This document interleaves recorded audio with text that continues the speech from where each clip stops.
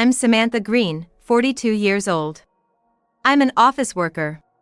Up until a year ago, I lived in New York with my husband, but after he became physically disabled due to an accident, we bravely left the hustle and bustle of the city and moved back to our rural hometown. Supported by visiting nurses and medical staff, we fully renovated my parents' house, which had been vacant since their passing, and now we live there. Today is our 4th wedding anniversary. Surely, today of all days, I left work on time, a rarity for me, and headed home. As I quietly opened the front door, the interior was silent. Even peeking into the living room, there were no signs of life, though the lights were on. From the storage room, I could hear whispering voices.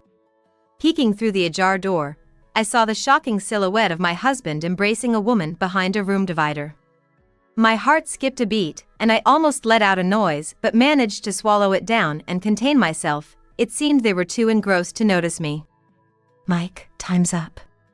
It's all right, my wife hasn't called yet, and she probably thinks I'm still at work. Stop it. Don't talk about your wife. Rachel, sorry. But I'm gonna be divorcing her soon anyway.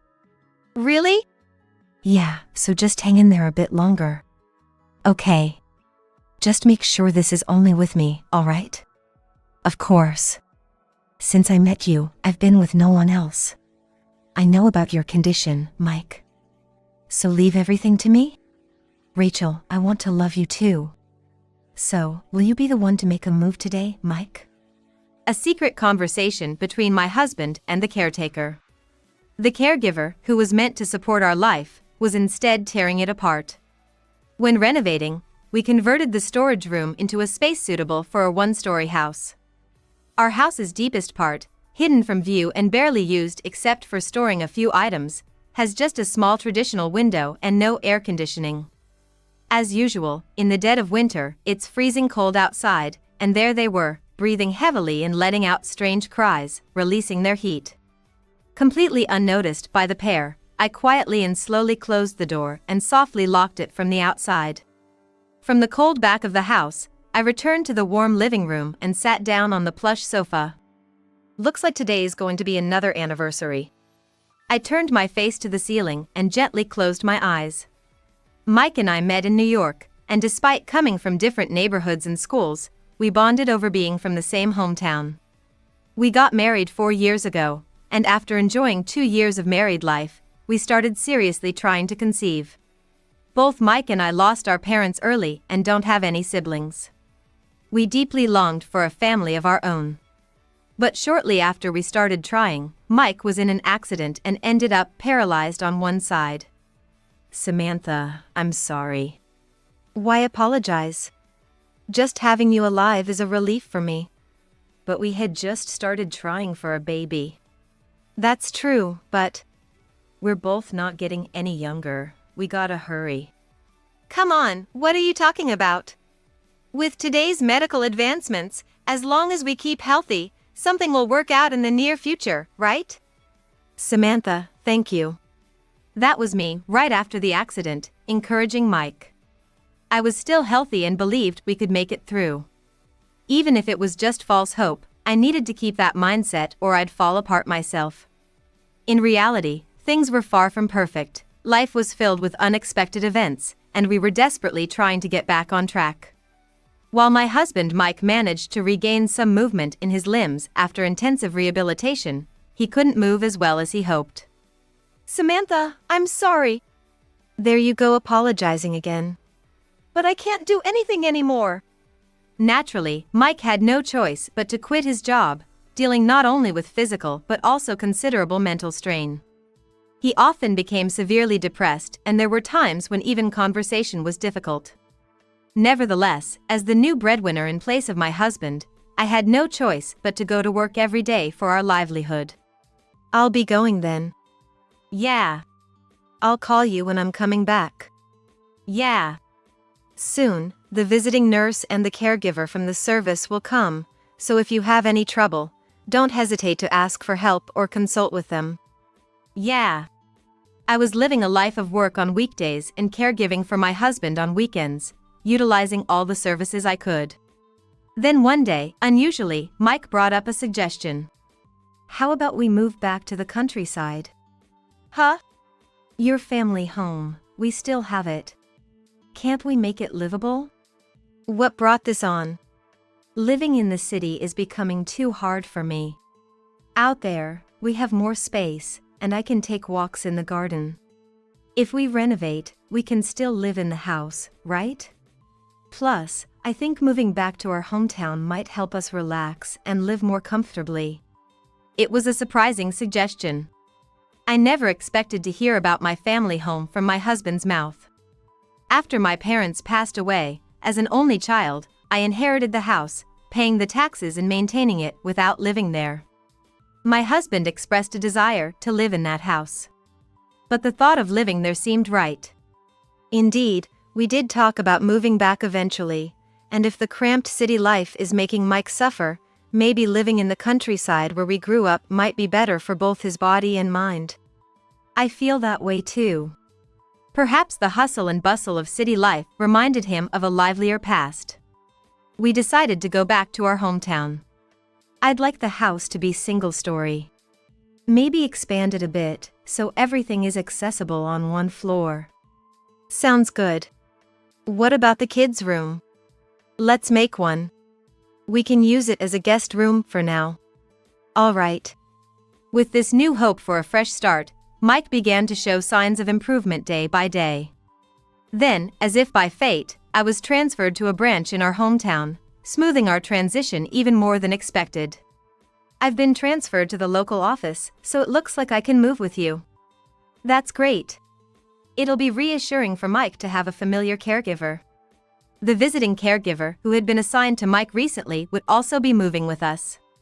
Mike had started to smile more ever since she became his caregiver. Regarding the visiting care there are limits to twice-a-week visits. But I know adjusting to a new life can be tough, so I'll drop by in my free time to check on you. Oh. That's too much. You have work, Rachel. I want to do it. Really? As a woman, I want to support you, who's trying so hard to support her husband. Saying that, the caregiver genuinely seemed to check on Mike frequently after the move. Now, it's clear to me. Pretending to be a kind caregiver, that woman had been planning to break into our lives and destroy them from the beginning. The sudden suggestion from Mike to move to the countryside was all part of her plan to be together. She really fell for it. Really, you're such a wicked woman. Didn't expect to hear that from a bad man like you, Mike. Besides, this was all your idea, wasn't it? Using your wife's family home just so you could be with me more. She thinks the best for me is to live happily. End of story, right? Used her feelings, and secured a place and time to be together. I wish it were a bit more comfortable though. This place has no air conditioning and no outlets. Yeah, it might be a bit tough to use during the dead of winter and the peak of summer. You should have pushed for more, Mike. That's asking too much. After all, I'm imposing on her and using her money to renovate her family home. Maybe, but it's our precious hideout, right? Raising too many suspicions and blowing the plan would have been worse. And as for kids, thanks to her thinking I'm unwell, we haven't proceeded with that. Really? Not at all? Not really. Besides, I've got no intention of staying with the wife or having kids anymore. She has no clue about us, right? Probably not. She seems pretty oblivious to this kind of thing. Then can I stay longer? What? I want to see more of you, Mike. I moved to this branch just for that. Thanks, Rachel. Look, I've even written and prepared the divorce papers. What? Really? Yeah. It's only you I love. One day, just like today, I left work on time and secretly heard the conversation between the two behind the partition in the storage room. Unforgivable. Quietly leaving the storage room and the house, I immediately called the visiting nurse assigned to my husband. What's wrong? Why at this time? How's your husband? The person who approached me as I waited at the cafe was Judy, my friend from my hometown and the visiting nurse in charge of my husband. Sorry for calling you out suddenly. That's okay, But what about your husband? He said he's working late. Actually, I went home for a bit. What? I told Judy, who looked surprised about everything up to this moment, and she made a face like she had just bitten into a bitter bug. You knew something, didn't you? What? I had a feeling. Well. As Judy hesitated, I urged her to continue speaking without concern. Then I'll tell you, but you've said it before, right? That the caregiver seems too close to your husband. Yes, you did say that. Previously, Judy had told me, you should be careful since the caregiver and your husband are getting pretty close. Actually, it's not just being close. She acts like she's the wife or something, moving around the house as if she owns it, and touching your husband way more than necessary for caregiving. That much? To an outsider, they would definitely look like a couple. And my husband? He's all smiles, happy as can be. I felt dizzy. What else? You make lunch for your husband before going to work, right? Yes. Actually, once when I had to use the kitchen for work, I saw that woman cooking there. And in the trash bag next to her, I found the lunch you probably made thrown away. What? I couldn't help but stare at the bag. Then she said, "Make sure you keep this a secret from your wife," with a furious look. Probably, she thought that if there were remains of lunch or cooking waste in the trash can, it would give her away, so she took it out in the trash bag. What else? Now that we're at it, tell me everything you know. Judy hesitated for a moment, but then shared everything she had seen and heard. The vague changes I had sensed turned out to be a shockingly harsh reality. What are you going to do? I can't imagine you just backing down. You know me well. Of course, I've watched you, who is competitive, since we were teenagers. That's right, we've known each other for a quarter of a century now. Yes. And I'll help you. What? As a visiting nurse, not only will I keep an eye on those two, but that woman seems to be from her hometown too. Really? Yes. Like from the neighboring city. And there's a bit of gossip about her, so using that, I'll try to find out more using your husband as well. Okay. But remember, it's just cooperation, don't overdo it, okay? I got it.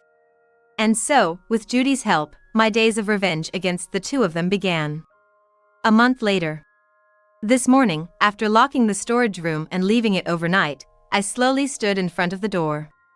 I exhaled softly and turned the key to unlock it.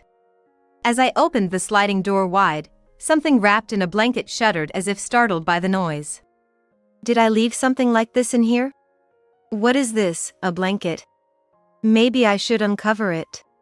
My exaggerated voice echoed in the storage room. Every time I spoke, the blanket-wrapped figure trembled. Unconsciously, the corners of my mouth turned up in a twisted smile. I quickly closed the distance and briskly removed the blanket. The two figures left behind shrunk even more as if trying to hide their presence. What? Who's this? Breaking and entering? I have to call the police. I slid my finger across the screen of the smartphone I pulled from my pocket. Then one of the huddled figures stood up abruptly and started yapping. Hey! What do you mean breaking and entering? Can't you see who it is by looking? It doesn't matter who you are. If you enter someone's house without permission, it's breaking and entering. But why would it be breaking and entering for Mike and me? Huh? Well, he might be different, but you're definitely trespassing. This is my house, in my name. If you moved in without my consent, that's breaking and entering. But I'm a caregiver. So what? You're not here on caregiving duties now, are you? And I didn't give you permission. Yep, that's breaking and entering. What? You deliberately locked the door. I was just being considerate. What? Last night seemed to be very heated, and it would be bad if the noises that I really didn't want to hear were heard outside, right? So, out of consideration, I made sure you could have your private world by locking the door. In my words, my husband went pale and the woman turned red with rage. Well, no matter what faces they make now, it's too late to affect me. I continued without changing my expression. By the way, did we have such a blanket? What? And that thin mattress? You might have forgotten after buying it and stuffed it into the storage room, right? Me forgetting something I bought? You know very well I would never do that. No! And such a lovely pattern, neither of us would ever buy that, right? That is. She bought it, right? I know she has been staying over without permission multiple times. What? Did you think I didn't know? You might have been hiding it, but did you not think I'd realize something was up when items began appearing in the almost empty storage room? Items? This woman's personal belongings.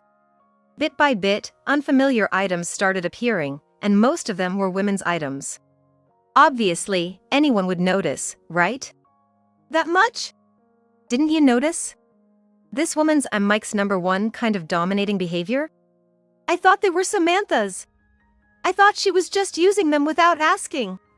Why would I use your wife's things? Why are you speaking so arrogantly? Sorry. I wouldn't buy such lovely patterns, and I have no reason to store cosmetics or clothes in the storage room. Did that accident affect your brain too? Hey! That's harsh. What's harsh on you, right? Or rather, aren't you the one?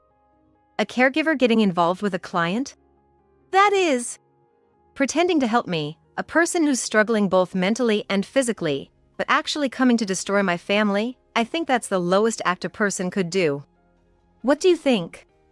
The woman couldn't hide her irritation with my calm tone.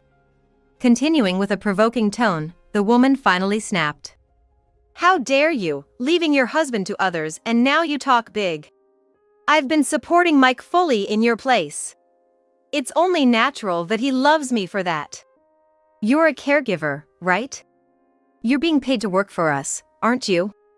Doesn't seem like a normal thought process for someone whose profession is caregiving. You would think so, that much. So, are you having this kind of relationship with everyone you meet through work? Do all other caregivers do the same? That is. Of course not, right? At least, the caregiver who came before you genuinely cared for us as a couple without any selfish motives. It was such a shame she had to leave suddenly. It was unnatural how you took over. Why did you become our caregiver? That's what the company decided. Really? Huh? Did the company really decide that? Why are you asking that now? Don't you think your transfer here was too smooth? Normally, they don't transfer caregivers just to continue service. I asked around my friends in the caregiving and medical field. So what? The too smooth shift and your transfer, there's something behind it, don't you think? What kind of nonsense are you spouting? The glare and the harsh words thrown at me by the woman were surprisingly shaky. I let out a smirk and faced her again. That person, the visiting nurse, she's a friend from my high school. What? Really? Yes. I hadn't told Mike, but actually, that's true. And, my friend told me, you're from the neighboring city, right? Huh? That look, Mike didn't know either. She went to nursing school in the neighboring city, did a caregiving internship at a certain facility. That facility turns out to be the one we're using now, and it's run by your family, isn't it? Really? Yes, that's what I heard. And your parents opened several offices in New York just for you, and we were under their care. When the regular caregiver fell ill, you came in her place once, right?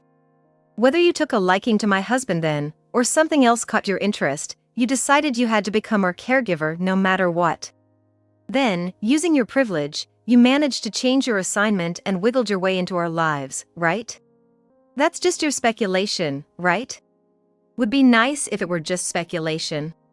But, I got testimony from the people at your current office. I have old acquaintances there. Huh? Small towns, right? Looks like I hit the mark this time. The forced change of your assignment and your pressing transfer, I got it all as testimony. Do you think that's okay? What? That person, they're employed by our company, right? Spreading rumors about a member of the managing family, you think that's going to slide? Oh, so that's the kind of power harassment you're playing at? Huh? That's power harassment, right? If it happens within the company. That is. Anyway, your company won't be able to continue as it is now, so I guess it's not a problem. Huh? What do you mean? You were after our money, right? Huh? You heard from my husband about being adopted into the family and that his hometown is here, right? Then it clicked for you. After all, you're a business owner's child. Everyone knows the Greens around here are well known and wealthy, and you approached my husband, aimed to get us divorced, and planned to take the assets in the divorce settlement. What? What kind of baseless accusations are those? That's an insult. An insult. Is it? I've heard about similar cases in the past. What? I heard from my friend that among the visiting nurses working with your company, there have been talks about you pulling money from clients. No way! The clients you were sent to are mostly business owners or the wealthy, and it's pretty clear to the other nurses that you're unusually close to the clients. Some have even seen you being trusted with managing their money or being handed bundles of cash. You've been married 3 times, and all your spouses were wealthy older men who didn't have long to live. Each marriage lasted about a year before the spouse passed away, and you inherited the assets each time. The reason you don't need to work hard, live in a nice place, drive a nice car, and wear nice clothes is because you've been gaining illicit wealth through your job as a caregiver. If you were trying to leech off our family, that would be terrible, wouldn't it, Rachel? The woman was so shocked that she looked as if her eyeballs might fall out, losing all color in her face. Next to her, my husband was shaking his eyes uncertainty, not sure if he heard everything correctly. It's a joke, right? Do I look like someone who would joke about this? No. You should understand this situation the best, right? You've been deceived by this woman. I'm not deceiving anyone. I really love Mike. That's why it's different from the others. Different from the others, huh? So, you admit there were others? No. Which is it?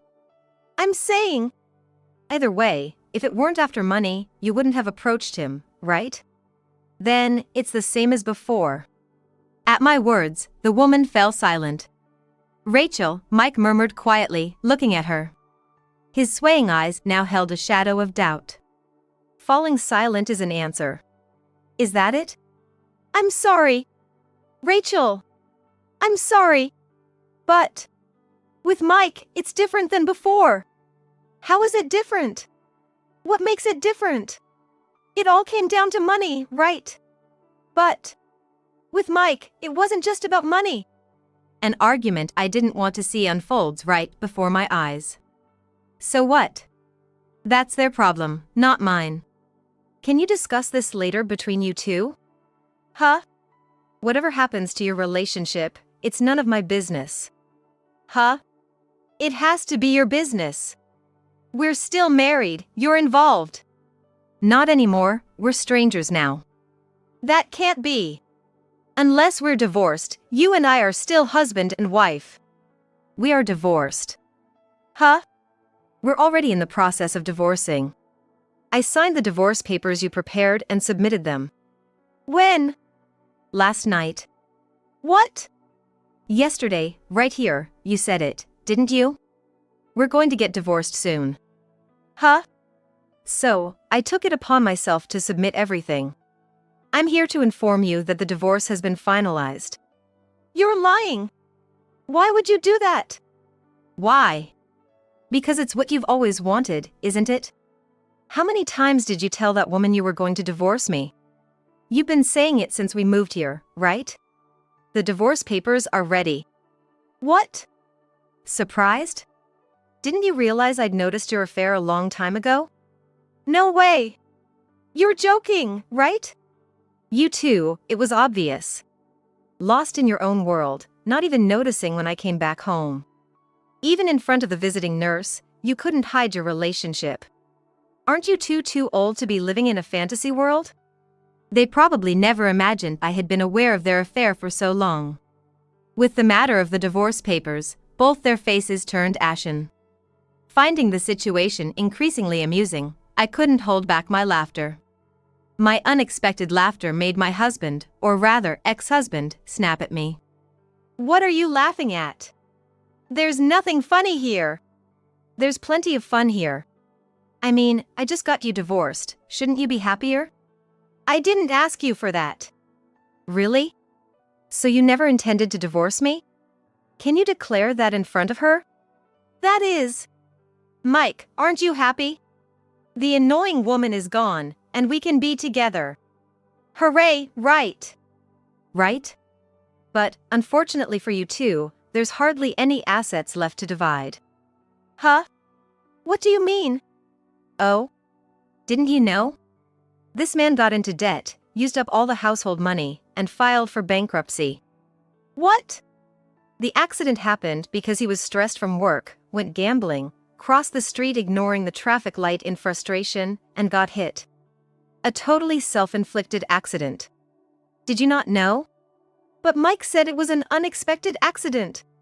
And the money, he's been working hard for it. That hard-earned money has all been wasted on gambling and hobbies, and I found out after that accident that he almost depleted our savings, which he left under your care. Don't you think it's terrible? He's been deceiving me from the start. No! What he's done is just like what you did. After becoming incapable, he finally opened up. Right, Mike? My ex-husband looked away uncomfortably, avoiding the woman's gaze, showing an unrepentant expression. So, there's no money you were hoping for left here. This man has squandered it all. Huh? But what about your assets?